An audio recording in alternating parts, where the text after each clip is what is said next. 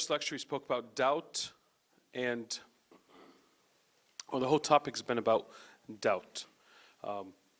This lecture is about science, and I actually struggled a little bit with this lecture for a couple different reasons. Not because we don't know the science part of it, but there's so many questions in science that we have, and it's very hard to just address it in one lecture. And then there's big questions or main questions that everyone has dealing with science, especially like creation versus evolution. Again, and there's so much behind it. There's a lot of discussion. So I was talking to Buna Theodore about it when we were preparing. So what I hope to accomplish today in this lecture is kind of give us a better understanding as to who God is, and then how can we apply what we know to what we're learning. Because really, I think where we fail is we're trying to separate our faith, our church, our understanding of who God is, and then what our education is, what we're learning in school, what we're learning in our career path. And then we don't really cross them over. So I used to be a pharmacist. And I always thought that the more I learned about chemistry and biology, and the more I got into the human body and how things would work, and how certain drugs would inhibit certain, just inhibit certain things in our body, this would then allow for someone to be healthier. All of the science, at least from a medical point of view, we're trying to study and understand the human body. The human body is God's creation. And all science and medicine and pharmacy are trying to do is understand what God created. And we cannot recreate another human being, but we're trying to understand. So we're going to kind of say, how do I take my faith and apply it to my studies? So let's talk about here, so we have faith and reason where they intersect, okay? Because one of the questions we always get faced with is, well, if you can't explain it, then it can't be true. One of the questions that we had during the Q&A session was, do I fake it until I make it? Like fake being a Christian until you become a Christian. So there's this idea that, just kind of go with the flow and things will come, or if you can't prove it, then it's not real. When I was looking it up, they said one of the counter arguments is, how do you prove gravity? You can't see it, you can't feel it, but it's a law of physics, right? It's there. And no matter what happens in science, there's certain laws that has to abide by. So what do we do? This study I saw is discuss the rise of atheists in our country today. This next one is talking about the more people become educated, the less they trust God.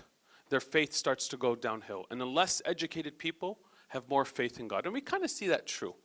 You see that especially if you go to, not that I've ever been or lived there, but you visit once for a day or so, you go to like Said in Egypt, and you find the poorest people have the most faith. You see this in the story of St. Simon the Tanner, that St. Mary appeared to the Pope of the Church and said, this man, you'll see, it's his faith that will move the mountain. Okay? So we do have this and we do see this. Anyone know what this is? Other than the dice. Pascal's wager. Anyone hear this before? You guys never heard about this? So he has a wager. He kind of came up with this theory that said, and I'll go quick, but what he says is this: God is real, God is not real. I believe, I don't believe. If God is not real and I don't believe, it doesn't affect me. If God is not real and I do believe, it doesn't affect me, because God's not real. There's no such thing as eternal life or eternal condemnation. But if God is real and I don't believe, then I lost everything. If God is real and I do believe, then I gained everything. So, where are you going to place your bets? This is what he's kind of, it's just a a way to think. It's not a proven theory. It's just a way to think. Where are you going to place your bets if you want to win? How can I understand God? So this is an analogy I heard before when I was younger, and I just absolutely loved it. For me to understand God, this is my mind. My mind is this cup right here. And I'm going to fill it with knowledge of God to truly understand who God is. But I'm not the smartest guy around here. So there might be someone who's a little bit smarter than me who can be filled with more knowledge. So now they have this 5-gallon cooler. And now you have a guy who really can understand who God is. But then you realize he's not really the smartest guy that you've dealt with. And then you have another person who's even smarter, who can fill themselves with even more knowledge. Now you have a 50-gallon drum here. Compared to the guy who only has a cup, this guy is super smart, knows exactly what he's talking about. And then you realize he's not even the smartest person. There's even someone who's smarter. And now you have this large tank of water. This is filled with the knowledge of God, the understanding of God. But the problem is, can God be contained in our minds? No. And this is, to start to understand science, I have to understand who God is.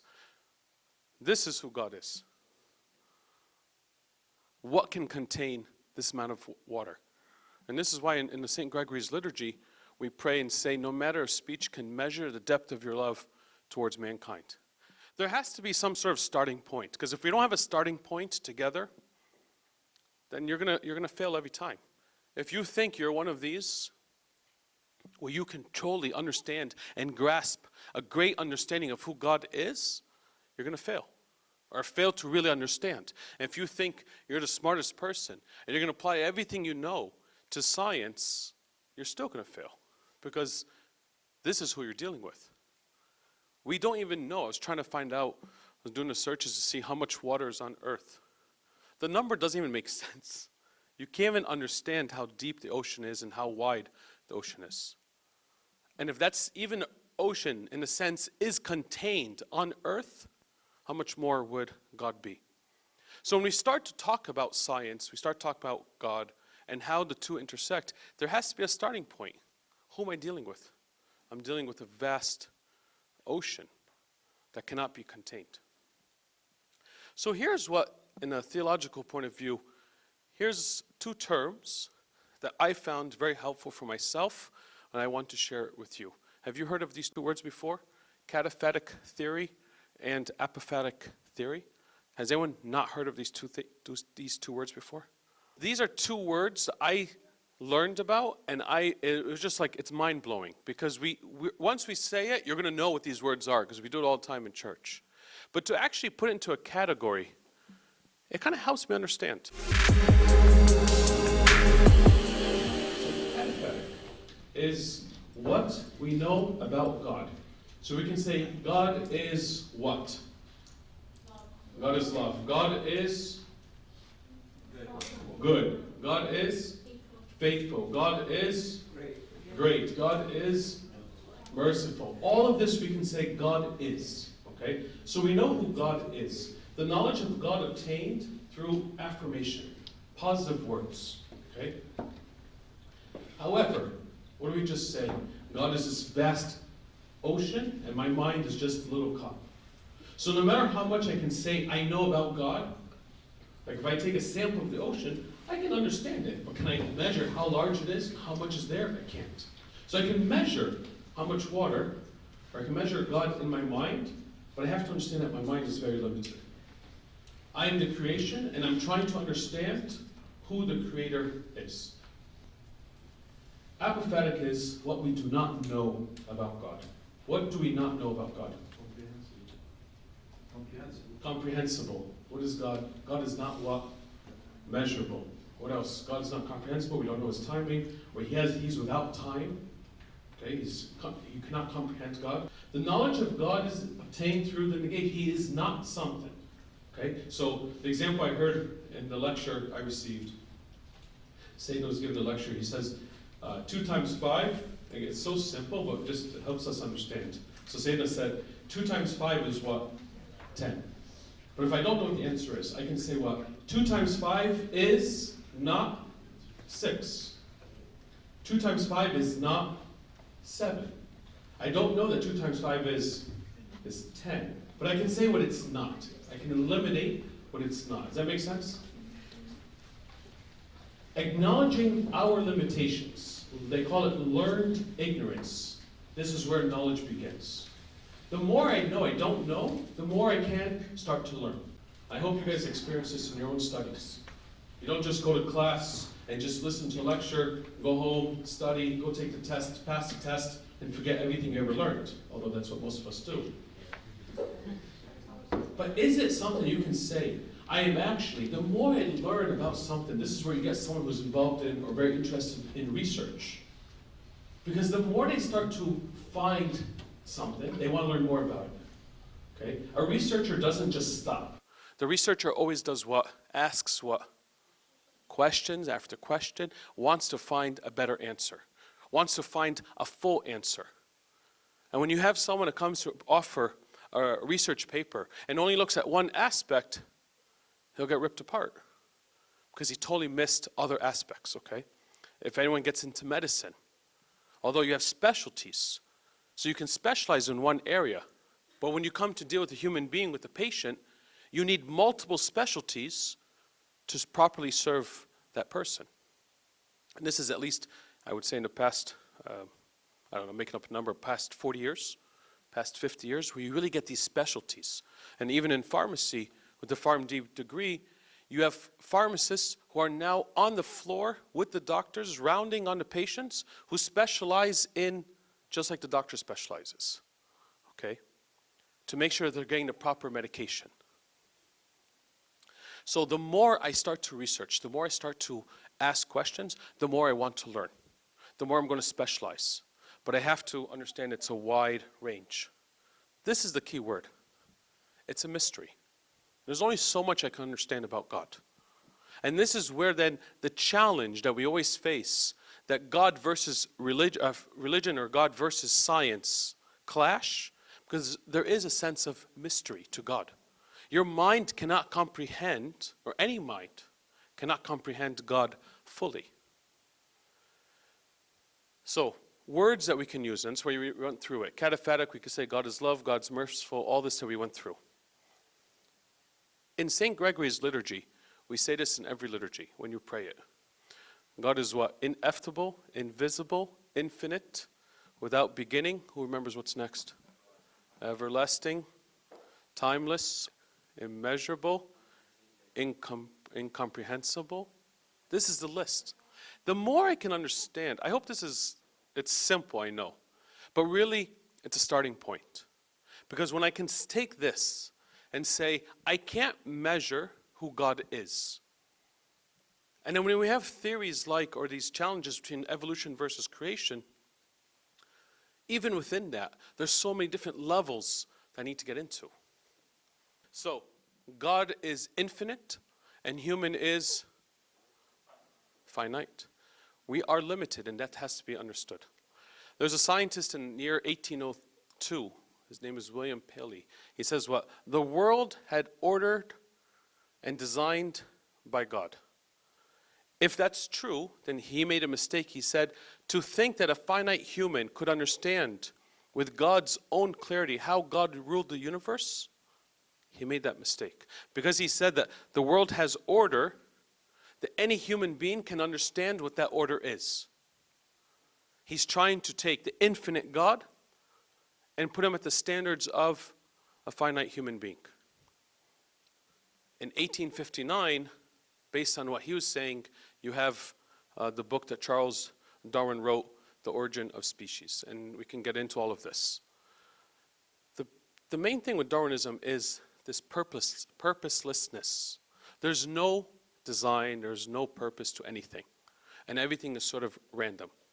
Because we can't understand who God is, it's so vast, it's so difficult, that we just kind of say, hey, you know what? Nothing makes sense.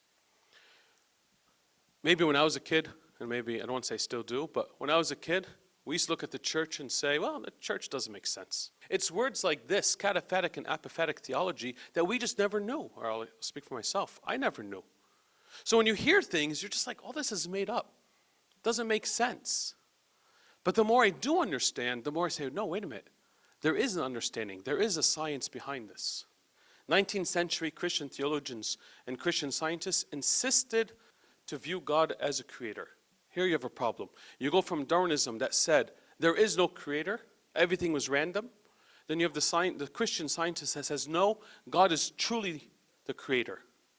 And then what do you have? The picture didn't come up as much. You have this balance, or this kind of goes back and forth between science and religion. Okay? As opposed to them working together, they kind of keep going back and forth. We see this a lot in our church between heresies and church councils. Okay? When Arianism was a heretic, who fought against him so much that he himself became a heretic? When Arius, his heresy, he was fought against. The person who fought him, he himself became a heretic. Apollinaris, and there's one at least I'm thinking of, Nestorius, right? Nestorius was so against what Arius was teaching that he went the opposite direction. And this is what you have, this pendulum of back and forth between science and religion. But we have to meet somewhere in the middle. Galileo says, I do not feel obliged to believe that the same God who has endowed us with senses, reason, intellect, has intended us to forego their use or by some other means to give us knowledge which we can attain by them. Pretty much he's saying is, a God who's created us to be intelligent, to come and tell me, no, science is out the window, doesn't make sense? No, he doesn't believe it. I have to use the intelligence that God gave us. Although I might be limited in the way I can understand, but I can still understand. I can still apply. So use what God gave us. St. Basil says the same thing. So a few questions that causes doubt when we deal with science. Has science proven that the universe has no purpose? Haven't science and religion always been opposite sides? Haven't science disproved Genesis, dealing with creation? Doesn't science show that the universe didn't need a creator? This is what you guys are learning in school. I can tell you, there's certain universities in Boston that we highly, although they are highly reputable universities, we do not encourage our students to go there. The ones who have gone there have come out to be atheists, even though they're born and raised in the Coptic Orthodox Church. The amount of negativity towards God in the studies that they're given, it's all one-sided. And if you want to know the universities, we can talk later. But there are certain universities we tell the kids don't even bother applying, because you're going to be challenged with your faith. Because they're just so one-sided towards science, and they eliminate who God is. So the separation between science and religion is very real. We already know this. This is one of our class books that we took by Pelican. He explains that there is a shift in theology. He says the way Christian doctrine has continued to develop back and forth between believing, teaching, and confessing. So he says this. Theologians, between the year 100 and 600 AD, the theologians were bishops. Between the years 600 and 1500 AD, most of the ones who are studying theology were monks. At the beginning of the 16th century, you have university professors who are teaching theology.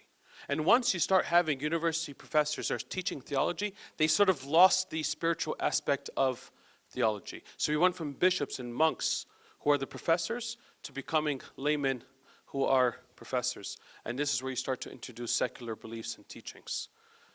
The serpent here again, the seed of doubt, is introduced into our minds against our education and our studies.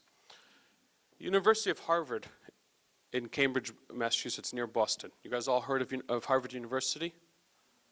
Okay, no? You guys don't know this in the Midwest? Harvard University? Harvard University started off as a school of divinity. It's a theological school, okay? This is how they started off. And their mission shifted throughout the years. So in their model, they wrote, I don't read Latin, but it's truth for Christ and the church. This was the School of Divinity, Harvard University, their motto in the year 1692. Okay? Over the years, and then on the bottom of that motto, it says, the limits of reason and the need for God's revelation. So people are going to Harvard University to learn about how their mind is limited and how there's a need for God in their lives when learning about science and learning about theology. Today, if you look at Harvard University, their motto is simply truth. They eliminated the words for Christ and for the church. And they shifted. Instead of saying limits for reason and need for God's revelation, now they say there's no limit to man's reasoning and God's revelation is no longer needed. This is Harvard University in Cambridge, Massachusetts, one of the top schools. And they're very aware of their change of direction. That they're no longer trying to show God in science work, but they're trying to prove that you don't need God anymore, only science. And this is the challenge we're always going to face. There's going to be a shift. And in the shift, there is going to be new interpretations. How do you better understand what you're learning in school based on what is your faith? And I think we said it during a Q&A session. We're not reading our Bibles. We don't know what our church teaches. We have a superficial, and I don't want to be judgmental, but we have a superficial relationship with the Lord. So if I take someone who doesn't read the Bible, who sort of has a superficial relationship with the Lord, who kind of just comes to church for sake of being here, and then you put him in a science class that gives you a list of theories that proves that God doesn't exist, that person gets challenged. Overall, it's very complicated, and there's many different types of interpretations. Our goal as Christians is, how do you take your faith and apply it to your career? How do you take your faith and apply it to the science classes that you're in? How do you apply it to history? How do you apply it to anything that you're learning, not just science? There is different types of schools of thought: creationist, intelligent design, theistic evolution, and each one of these could have Christians. They say the Catholic Church very much believes in evolution. The Orthodox Church more leans towards creationists. So just because someone says they are a Christian professor, and you think you hear the word Christian professor in class, that you can trust whatever they say, where do they fall? Which category they fall under?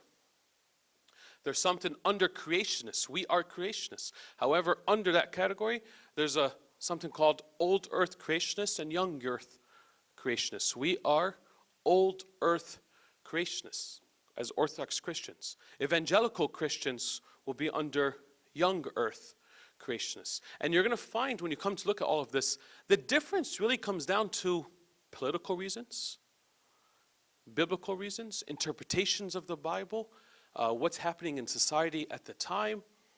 When we saw this shift between one and the other, well, what's causing the shift?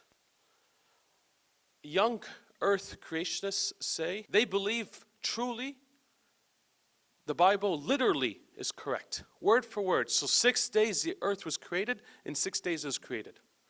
So if you talk to someone who's a young earth creationist, an evangelical Christian here in the US, they're going to say the earth is about 10,000 years old. Science proves, how old is the earth? Billions of years. So you speak to a Christian and he says it's 10,000, and then you go look at science and it says it's billions of years, and someone's not correct. And if you don't go any further in asking questions, then you're going to say, you know what, Christians, they don't understand. They're so tunnel vision. They have their head in the ground. Let me focus on science.